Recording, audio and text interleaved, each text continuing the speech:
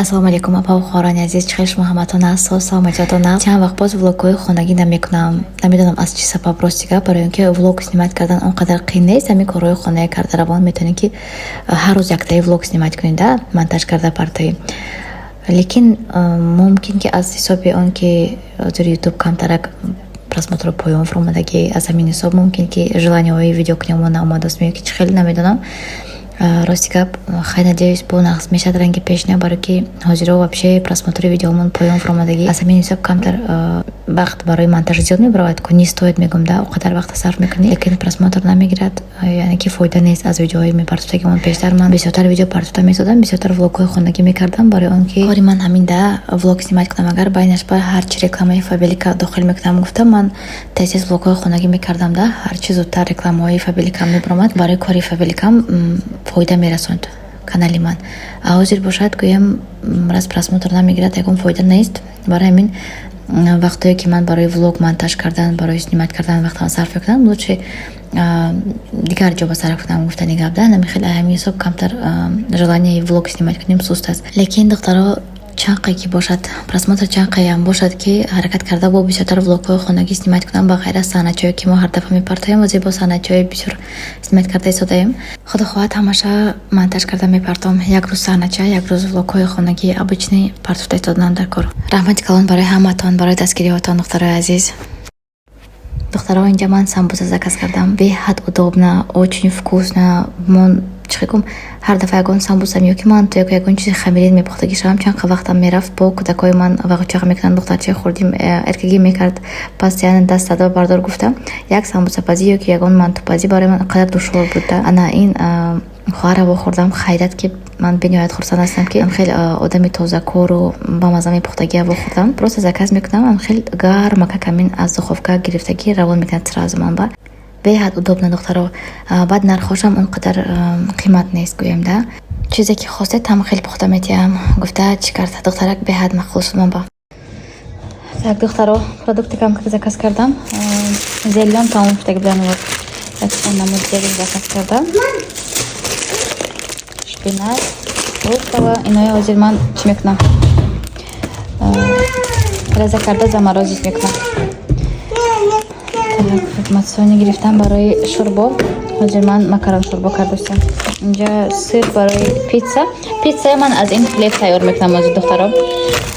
Вместо теста ин хлеб мешавад. Так, помидоры, як дуна мод бо аз ин хел сир. Аз ин хел сир реза кардагӣ. Так, инҷо як намуд помидоры дад, якчанд намуд макарони гирифтам. Так, ҳозир макарон шурбо омаст. Так. Наверное, мне добавить мекунам ҳозир ман. Давайте вот такие макароны сегодня. Давай. О, мои макароны интересные тоже. Насколько такого. Смотрите, какие. Это то? Да, вот спагетти. Вот болгарский перец. Тоже реза карда қативай овощи мемонам. Вақти афхот кардам бо удобный. Помидоры, болгарский перец, сельдерей, батар, намуди зелень. Реза карда мемонам. И вақти афхот кардам ба ҳама смеся мегирам, мемонам и всё. Так, и еще вот такой вот пломбирчик. Немкилоги. Так, давайте готовить пиццу, да? Духтаро, пиццаям тайёр шуд. Так, инҷанда огурцы соленые, помидоры, колбаса, сыр, кетчуп, майонез камака кардам. И всё. Баъд макарон шурбо ҳозир тайёр шуд. Макарон шурбоям кашида балкон бировардам хунук шавад. Писарчаам ки духтарча хурдӣ мехоҳад, ман духтарча калонам пицца. Ты тоже будешь пиццу, сынок? Или супчик? Супчик, да. Ҳозир баъд инои реза карда заморозить карда монданам дар кор. Так, давайте тогда кушать, бача. Духтаро, инҷа ман саҳнача снимать кардастам. Саҳнача снимать кардан кори осон нест. На самом деле чанд бор ман перезаписывать мекунам, чанд дублёи 20-таи 30-таи дубл мекунам, баъд якташа интихоб мекунам барои монтаж. Кори осон нест, хулоса гап ки да. Духтаро, ҳар яке шумояд ба кор даъват мекунам, чун ҳар вақта чӣ хеле шумо медонед ман коргари компанияи Фабелик ҳастам. Духтаро, дар 2 соле ки ман дар ин компания кор мекунам, ҳозир маоши ман зиёда аз 300 000 рубл шудаги аст. Зиёда аз 300 000 рубли русӣ. Духтаро, бовар мекунед, то мизани хонашин шуда. Ман 2.5 сол боз меҳнат мекунам дар ин компания. компания. бовар дорам ки ҳар як зан агар ки хоҳад зиндагиша ободтар кардану беҳтар кардан ба ҳазур кор мекунад. кор аз хона набаромада через телефон бо интернет аз хона набаромада баробари корҳои хонатон метавонед ки кор кунед. духтаро ягон ҷои қиниш нест. на самом деле инҷа мисол маълумоти оли лозим намешавад. ҷо бароварда фурӯхта гаштан дар кор нест. чиқади ки шумо медонед, ман даже ютуб канал дорам. ман ягон татонба ягон чихар гуфта пешниҳод намекунам. мисол маҳсулот намефурӯшам. шумо медонед ки ман ин чизо намекунам. барои ҳамин фикр накунед ки кор агар ки фурӯхта нагарди пеш намеравад. духтаро фурӯхта гаштан лозим нест. маълумоти оли дар кор нест. донистани забони русӣ лозим нест. кӯча биромадан умуман дар кор нест. духтарои азиз, аз хона набиромада метавонед ки ба ҳазур кор кунед. ягон ҷои мушкилӣ душворӣ надорад ҳамин кор.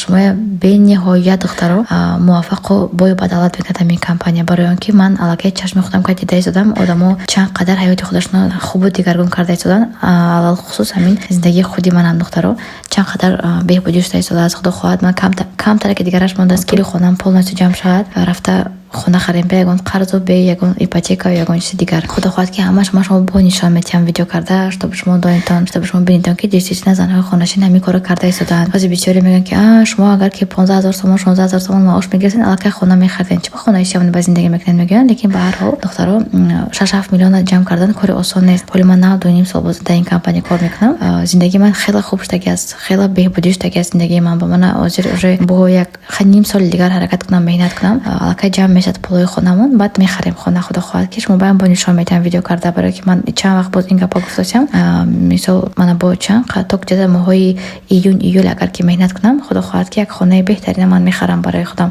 аз пули компанияи Faberlic. ҳар яки шумоям ҳамчунин метавонед духтаро кор кардан, маошҳои баланд биромадан, хона харидан, мошин харидан аз пулҳои Faberlic. мо бошад ба шумо ёрӣ мерасонем. духтаро менавистон WhatsApp номерои ман, ҳамаша мефаҳмонам. маълумотҳои тайёр карда мондагӣ ма равон мекунам. шумо маълумотҳои гӯш мекунедтон. агар ки кор маъқул шуд номнавис мекунам, маъқул нашуд хейр гап надорад.